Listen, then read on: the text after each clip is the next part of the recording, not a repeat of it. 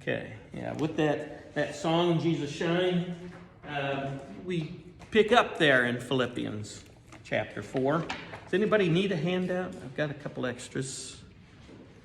Concluding thoughts, or is it another letter? Don't know. Honestly, at this point, I really don't care because it's still good stuff, no matter what it is. It's important, it's interesting, it's helpful. But it does bring us back to reality. I think chapter 4 actually begins in verse 2. If you disagree, that's fine. I'll still fellowship with you. But it really starts with a different thought in mind. We have two ladies in the congregation who are in conflict. And it's mostly based on probably their approach to how to bring about showing Jesus and serving others. And it never frustrated me more than in congregations with different people who would do certain things, and they would do it differently. The one thing that really caught my attention is there was a time I was going to do a series of lessons on Lord's Supper and unity and what Jesus' atonement was going to do. And so I requested of the group there, let's have Lord's Supper after the sermon. Stupid me never realized that was going to be a problem. I heard about it. And I don't know if it was because people think the main reason the church met together was to take the Lord's Supper. And that's really not true. They met together to be together because they were pariahs and outcasts in society. By getting rid of Judaism and taking on Christianity, they were kicked out of the synagogue, for one thing. They were no longer on the catalog roll as being the faithful members of God's kingdom. Now, that will play in to the idea of the book of life right there. They could not buy anything in the marketplace because no one would serve them. They could not sell anything in the marketplace because no one wanted their stuff. It was tainted with false teaching, and they were outcasts. And so they went through what Paul seems to say in a coded language, a famine. And you can imagine that. If you can't buy and sell in the marketplace, you don't have a job, you can't make money. Your finances dry up. They had to change places with other people, go somewhere else where they weren't known. And the Jewish religious leaders had a way of doing of following them by sending letters on ahead. Watch out for this person. And, the church had a past of doing that as well. So, wanting letters from former places, making sure you weren't a problem, just changing places. So Paul had a collection among the Macedonian churches. The Macedonian churches were setting aside money during one of their meeting periods. Paul collected it, took it to Jerusalem, gave it to the elders to help the Jewish Christians in Judea during a time of famine. Historians cannot detect any kind of a natural disaster during that time period, so it's obvious it was a coded language. And Paul's purpose was to bring the Gentile and the Jewish Christians together in unity. They were going to share with each other their burdens. And according to the New Testament writers, it was a perfect solution to the argument and the conflict. Well, here in Philippi, one of the Philippian churches that did help, Macedonian churches helped with the collection, we have two ladies in verse 2 that are not getting along. And it's based on how everybody has a different talent. I just proved to you my gift is not necessarily in singing. I enjoy it, but not to perform in front of other people. I'll do it when it's needed, when it's helpful, but I don't have the strong voice needed for it. My daughters are very gifted singers, and that's what they did through high school and through college. That is their gift, and so when they encourage other people, they want to sing. When I encourage people, I don't want to discourage them by singing. And my gift is not theirs. And it's unfortunate within congregations that we fight over how things are supposed to be done. We want things to be done as usual. We don't like changing them up, but we don't realize that everybody's different. And here, okay. It gets to be a habit, and not all habits are good habits. No. It becomes a habit, and we also make the very frustrating mistake of mixing up our traditions with doctrine. We think that just because we've done it a certain way and at a certain time, that's the only way to do it. You know, if you're a new Christian or, Mm-hmm. you know, you come in, you see how they do everything. Yeah. You know, you don't know. Yeah. Yeah. Yeah. I've known. Even with Russell and I, we think different sometimes. You know, I'm thinking do it this way, and he's thinking the other way. Yeah, Kathy and I have those too. I have to give in. Every married couple does. I was going to say man and woman. At work, you know, they talk about the frustration at home. And I said, yeah, I've been married long enough to know that I'm always wrong.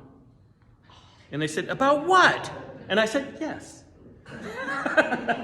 But that's, you know, that's just how it comes with two people who are different trying to live together. And as one of the counselors from marriage counseling used to say, he believes that marriage was God's way of teaching us how to love the way he does. Because it's not easy. If anybody thinks they're going to get married and be happily ever after, they got another thing coming. And another preacher used to say that marriage, when he would counsel them, he said, marriage is getting what you don't expect and not expecting what you get. But it's evenly matched.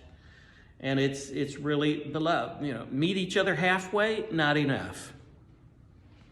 If you're not willing to go all the way for each other, it's not going to work. So that's what we have to do even in the congregation. Okay, in Philippians 4, verse 2, I plead with Euodia and I plead with Syntyche to agree with each other, where? In the Lord. Again, rejoice always, where? In the Lord. Okay, that's really what we come together as. We come together in the name of the Lord. And it's to build our spirit, it's to recharge our spiritual batteries, basically. It's because our real work is not in the church. The church saves nobody. The church is the collection of those who are being saved by Jesus. And we're all at different levels. And we're all gifted differently. Is that a practical joke from God, just to look down on us and see how funny it is for us to try to get along? Or is it opportunities to improve ourselves and to improve our outlook and how we think about other people? Watching the games yesterday, there's commercials out the past year or so about Jesus gets us. And of course, the U.S. is the last two letters of his name as it has come down, the English translation of the Latin translation of the Greek translation of the Hebrew Yeshua, Joshua, where God saves. But it shows real world conflict and people resolving it and mentioning how Jesus did the same thing. He gets us because he was here. He was one of us. And he was not free from conflict, was he? He got persecuted, didn't he? In fact, the people he came to help killed him, executed him as a notorious criminal. He was called a glutton and a drunkard because he had fun in life. And they made fun of that, because if you're worshiping God, you cannot have fun. It's a sacrifice, I was told. This is dead serious.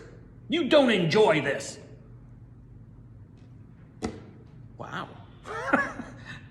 God created the world and everything in it so that we would be miserable? No. If used to his purpose, it brings great joy. And Jesus wanted us to have his joy and have it to the nth degree. He had conflict, though, not just those outside, but within his little congregation of disciples. You can't do that, Jesus. Yeah. Yeah, I can. Yeah, get behind me, Satan. Get behind me. Yeah. Boy, Peter called the rock at one moment for confessing who he really was, and then called Satan within the next statement when he was trying to be a good friend. He was just trying to encourage Jesus. No, we're all behind you. We're not going to let that happen. But if it didn't happen, no one would be saved. So Jesus, he wanted to hear that, but he couldn't. And that's what Satan does. He uses those closest to us to try to put us at ease and relax. And that's when he attacks. Yeah. These two, though, Paul says, these ladies, yes, I asked you, even loyal Syzygus. You ever hear of that guy? Syzygus? No one else has either, and so they usually translate what his name means: a yoke fellow, a co-worker, a companion. You remember the idea of the yoke, right? Jesus said, "Come to me, everyone who is burdened and has a big burden to carry, and I'll give you rest. Take my yoke upon you." Hang on, wait. You said we would have rest. You take on a yoke, you know what that is? It's the harness for the oxen to pull the plow. And that means work. That's not rest. No. His word for rest is the idea of being able to work it out even though the burden is terrible. But with him pulling the plow with us, he's our yoke fellow. The burden now is much lighter. But what happens if we let Jesus pull more than we're willing to pull? Can we plow a straight line? If one's doing, okay, don't be unequally yoked with unbelievers. Okay, and it doesn't say don't be yoked with unbelievers. Don't be unevenly. Make sure you're as strong in your Christian faith as the people you're around who are against Christ, so that there's an even match there, because you pull the plows differently, you aren't going anywhere. And it's usually the people closest to us that Satan will use. And be careful. I was warned by a very wise person. Be careful Satan doesn't use you as the one who is overburdened or underburdened. That's what Jesus complained to the Pharisees about. You place heavy burdens on other people and don't lift a finger to help them out. Yeah, we can't do that either. We have to make sure we're pulling at the same time. And that's frustrating, isn't it? When this person just won't get it together. They're always dragging us down. Satan uses that too. So we're not told what the problem was between these two ladies. But he calls upon a faithful person in the congregation. And in your outline, I didn't get it right. Actually, Paul refers to the Christians there as loyal yoke fellows. But it's actually, he's referring to one person there, and it might be the one he's placed in charge of the preaching and the teaching before he left. Paul did that. He sent preachers to different congregations. They didn't try them out and have an interview and then offer the position. to somebody. Paul sent people on ahead. John did the same thing. You'll read that in his letters. He sent certain people to congregations that needed this person's gifts, talents, and personality. You notice when the going was tough in Corinth, he sent Titus, not Timothy. Timothy tended to be a little bit of a timid person. Titus went down there and whipped him into shape, told him what for, and got him on track. And Paul was a little embarrassed that he couldn't do it himself, but he had been too much of a lightning rod there, and so he stepped back and sent someone in who had the better talent. Barnabas and Paul, when they went about preaching, who did most of the preaching? Paul did. Barnabas stepped back, knew he had the gift, he had the talent, he had the understanding, the teaching, the background. He was willing to take second chair. That's why he was Barnabas, son of encouragement. Okay, these ladies needed to work together in the Lord, but according to their gift. And he's calling on other people in the congregation to help them out. Syzygus is one of them. That word yokefellow is singular. It's not plural. It's singular. This is probably a person's name, maybe a nickname. Like Cephas was nicknamed Peter, Petrus. Joseph was nicknamed Barnabas. That wasn't his name. That was a nickname given to him just because of his character. The guy who fell out of the window at midnight, his name was Fortunate One. Maybe, most likely called that after the incident when Paul raised him back from the dead. So, who knows? But this guy is Syzygus. Probably somebody in the congregation that Paul nicknamed that way publicly so that everyone would know he stands right next to me in the ministry. He might have been the minister of the congregation. Help these women who have contended at my side for the cause of the gospel. Along with Clement, so he names another one there. And later on in another century, there was a Clement from Rome, the congregation in Rome, who wrote a lot of the histories and the dialogue. This is not the same Clement. That was a very popular name in the first century. And the rest of my fellow workers whose names are in the book of life. Okay, these two ladies who are arguing were not cast out. It doesn't mean they were sinful in their contention so that they were no longer considered members of God's church. Anybody read up on the verses I gave you about the book of life? What'd you find out about the book of life?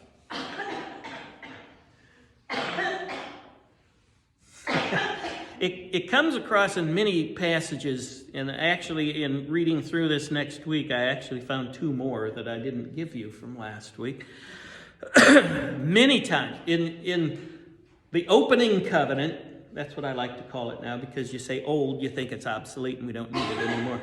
The opening of the covenant, it was called the book of life, the book of the living ones.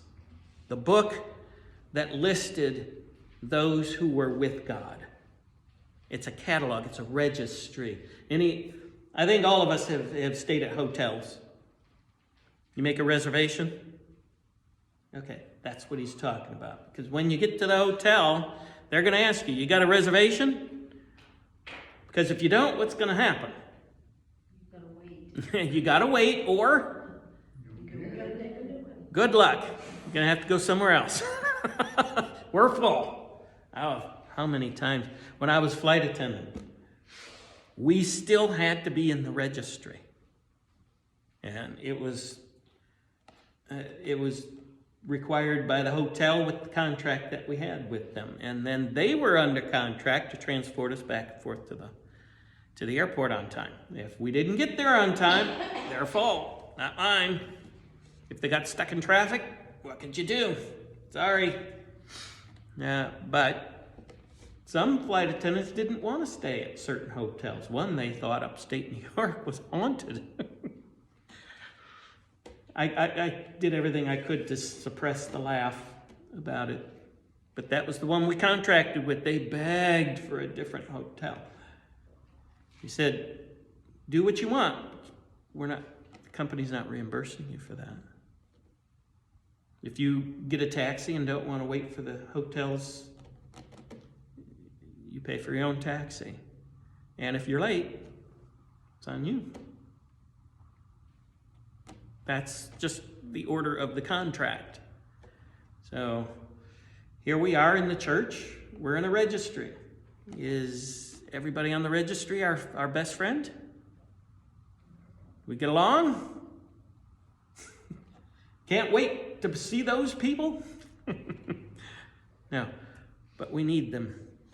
We have to get along. It's not our decision, is it? Those who are baptized into Christ, God adds them to his church. Do we get to vote on it? Are we asked our opinion? I will tell you, some places I've been, both those questions are answered yes. They don't want anyone in their congregation who is going to disrupt things. No, they believe you can eat in the building. Can't have them here. Who said that? The very verse they use as their proof text is silly. What, don't you have homes to eat in? Well, yeah, where were they meeting? In somebody's home. That person can't eat in their own home? How silly is that? Okay. We set up a lot of things that we divide over and conflict over, and it's mostly a gift or a way of interpreting that someone teaches us and we can't get away from it. We mix up our traditions with our doctrines. And that really doesn't have anything to do with worshiping None. anything. None. No. Yeah. So he calls on the whole congregation, bring them together, and this is not a condition of salvation. Evidently, what they were conflicted over had nothing to do with salvation. If it did, Paul would have said something about the correction there. But he's pleading with the congregation to get behind these two and make sure they smooth it out. I've written, even on my outline here at the top, 2 things about conflict. 1, it's inevitable. It's going to happen. It's not a sin. Jesus had conflict. It's how we react to it, whether or not it's sinful. And in this case, with a congregation that's in conflict, what kind of a shining of Jesus are they going to do in the community?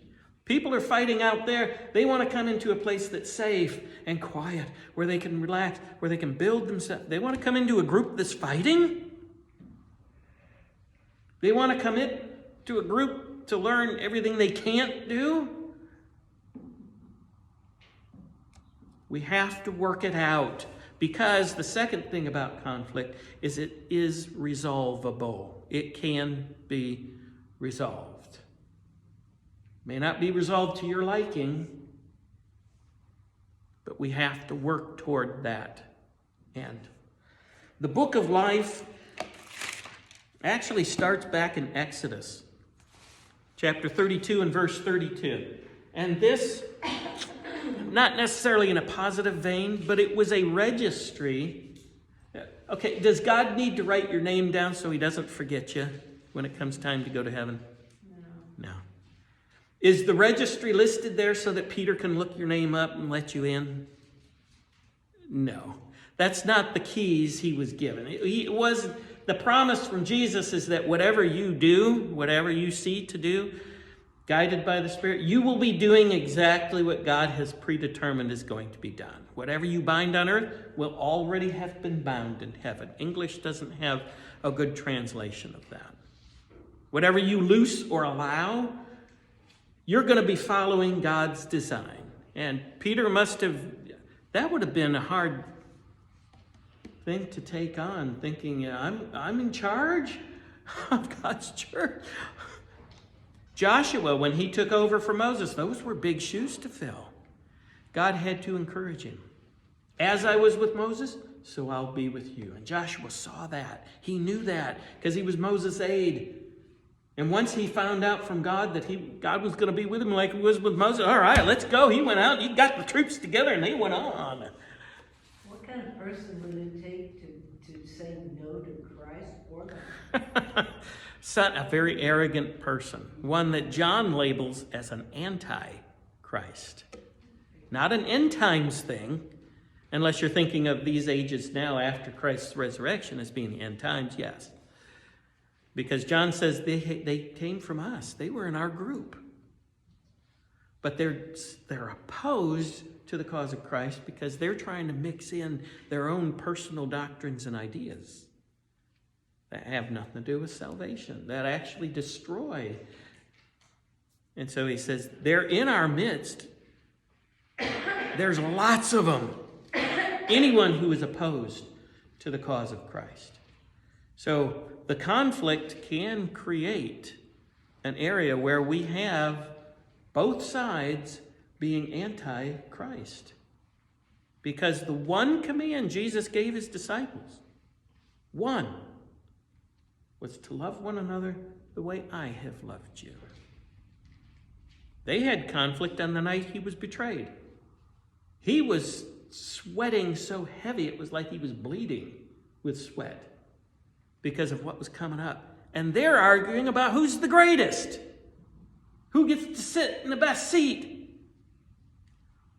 James and John even had Mom come to talk to Jesus about it, didn't they? Yeah. That would be very upsetting, wouldn't it? But Jesus didn't denounce them. Jesus didn't kick them out of the apostleship. Jesus didn't threaten them. He just sat down and said, no, we're not going to talk about that right now. There's too many other things I need to tell you before this happens. And they were clueless still when it all happened. Peter actually took out a sword and tried to cut a guy's head off. That's what he was doing. The guy ducked and got his ear. Because you don't really go after an enemy soldier's ear, do you? Jesus told him to put it away. Yeah. So there was conflict even in the group of disciples, as Russ has said. So Jesus was not free from conflict, but it was resolvable. It was resolvable if you keep your eyes on the goal. Go ahead. One of the things that came to mind is sometimes conflict is not resolvable quickly. It Mm-hmm. doesn't be finished quickly. Paul and John Mark. Yeah. I mean, they separated. Yeah. But sometime later, or years, whatever, anyway, that conflict was resolved. Yeah. And Paul admitted Mark has been very helpful to my ministry. Yeah. Yeah. So we want a quick fix, don't we? Want to take a pill and make it all better. Not going to happen. It may not even happen in your lifetime. So. Number one thing is personalities. Mm-hmm. Yeah. Personalities. I mean, people who are laid back. Mm-hmm. They resent people that's aggressive. Right. Yeah. And that person that's aggressive get upset because that person is not doing what they're doing. Uh-huh. Or whatever. Yeah. And that can be the church, that can be any place. if you want, really, to take a look at some of these, Exodus chapter 32, we have Moses actually, it's a negative about the book of life. The people have just made the golden calf. Now, God didn't need to be told they were doing that. He knew it. He told Moses, you better get down there. Those people, they've already sinned. They've already did a bad thing. That's more better English. They already did a bad thing. But they were still doing it when he got there. And Moses then, after correcting it, and you notice how he corrected it? He ridiculed his older brother, who said, hey, we took off our earrings that we were wearing, threw them into the fire, now came this calf. All right, an 80-year-old man, really? I could see that from a kid. Now, Moses took the thing. What did he do with it? Ground it up to powder and made him drink it. Put it in the water and made him drink it. That was an old visual of how, okay, you take it and how's it going to feel on you now? Okay, of course it'll make you sick. You'll probably barf it up and take a few weeks of Montezuma's revenge to get it out of you. But, okay, a reminder, don't do this again. And then he went back to God, chapter 32, and he said, you know what? They did a bad thing. And if you're going to wipe them out, because God says, you know, I'll start with you then. I'll wipe them out and start with you. And Moses, no. If you're not going to go with us, then scratch my name out of the book of life. He was willing to give his life in place of theirs. And God corrected him. No one can do that. I'm the one who puts them in or takes them out. That's Exodus 32. Psalm 69 is very similar to a psalm. You have to read toward the end of it, but it talks about any enemies of mine are basically because they're not faithful to you, so wipe them out. Take their name, take a pen and blot it out. Blot their name out of the book of life. Daniel chapter 12. And actually in Daniel chapter 7, this is another one I realized too. Daniel 7 and verse 10. Daniel has just gotten a vision from God, and it was a very embarrassing one. It was actually a timeline of the history that was going to come, the different kingdoms who would take over, and then at a certain time in history, God would send his Messiah. So God, in Daniel, 800 years before it happened, pinpointed the timing of the Messiah. But Daniel said that as I looked in verse 9, thrones were set in place, the Ancient of Days took his seat. That's God. He looked like one he was just an extreme old man. His clothing was as white as snow, pure and clean. Hair on his head was white like wool, so he was older and wiser. Isn't that nice to know that this white stuff makes you look smarter? Well, his throne was flaming with fire, and its wheels were all ablaze. That's just the idea of glowing, not the destruction fire, just the light. So that everybody's attention was drawn to it. A river of fire was flowing, coming out from before him. Thousands upon thousands attended him. 10,000 times 10,000 stood before him. The court was seated, and books were opened. Time for judgment. That's what we get with the Revelation passages there. 1 Corinthians 3, in the middle verses of that chapter, talk about the book of life. In Revelation, it's basically the catalog of those who are saved. But it says in Revelation chapter 3 and verse 5 that it was actually listed, the names were listed from eternity. Later on in chapter 20, the great judgment scene, just like in Daniel, thrones were placed. God took his seat. Books were opened. They were the book of deeds. And everyone in those books was found guilty of a death sentence. Because sin, the wages of sin is what? Death. It's not a fine to pay off. You don't do time in a cell. It's your life. Everyone, based on how they acted in life, was guilty.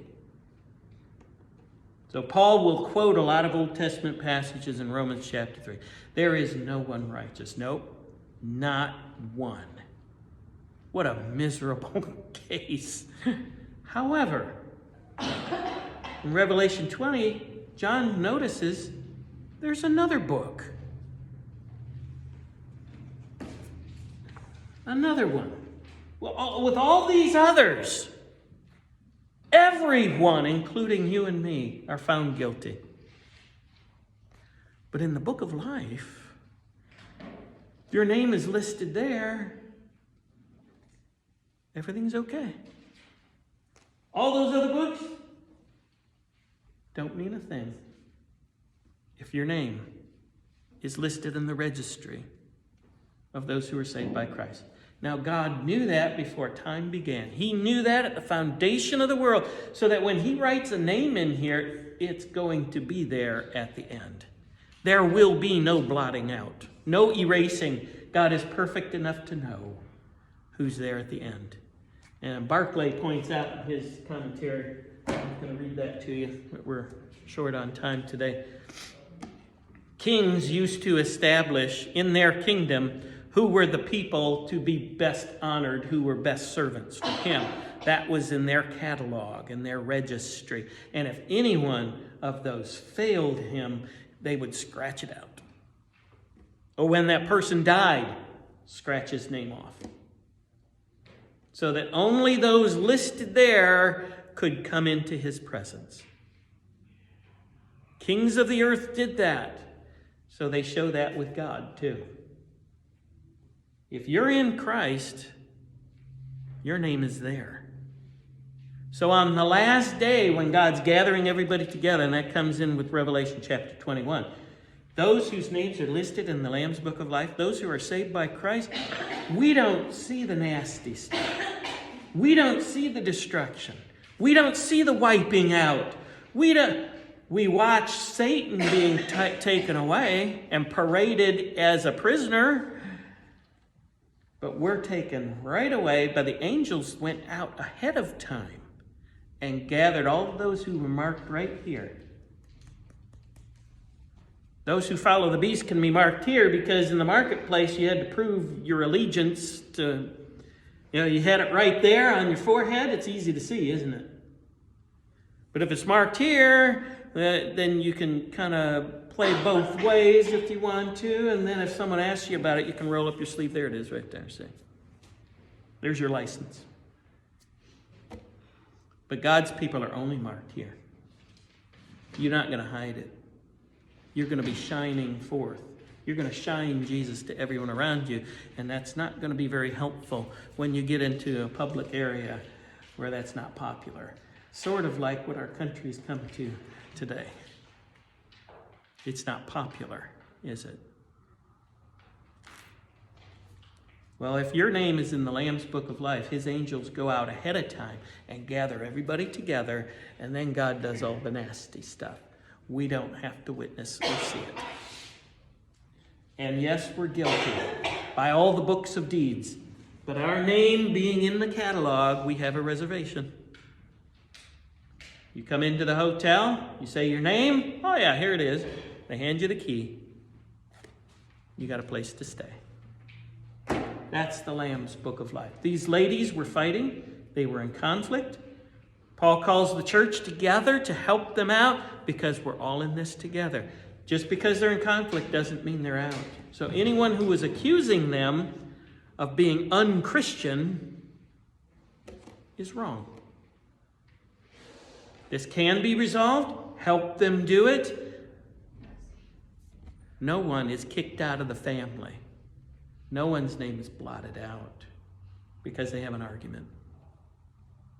And people are not going to come into our assembly if we're fighting. So it needs to be done. Then Paul's going to go on in verse 4, tell us the attitude we need to take toward everything, including resolving the conflict. We're going to rejoice in the Lord always. And again, he'll say, we're going to rejoice. Let's pick it up from there then next week.